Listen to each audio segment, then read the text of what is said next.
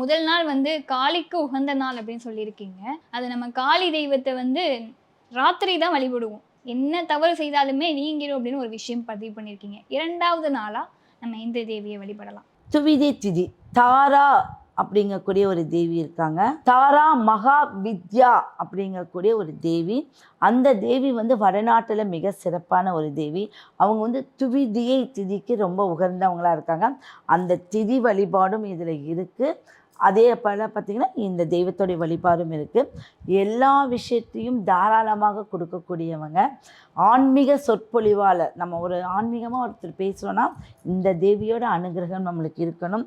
அங்கே நிறைய குழந்தைகளை வர வச்சு ஒரு தைரியத்தை கொடுக்கறது, குரல் வளம், நம்ம ஒரு குரல் வளத்தை வந்து உண்டு பண்ணக்கூடியவங்க அந்த தேவி. அந்த 2ஆம் நாள் 2ஆம் திதி துவிதி, இந்த நாளில் இந்த தேவின்னு ஒரு பெயரை சொல்லி நான் சொல்லியிருக்கேன்.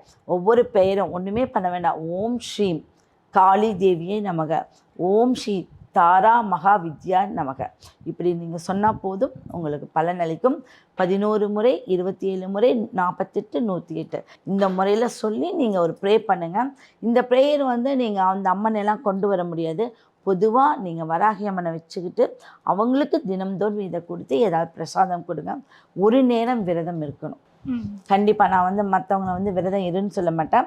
உங்கள் உடல்நிலையை பொறுத்து உங்களுடைய உடம்புல நீங்கள் மெடிசன் சாப்பிட்றீங்க அப்படின்னா ஒரு நேரம் ஒரு சின்ன அளவுக்கு வந்து நீங்கள் ஃபுட் எடுத்துக்காமல் விரதம் இருக்கும்போது இன்னும் உங்களுக்கு சூப்பரான ஒரு பலன் கிடைக்கும்.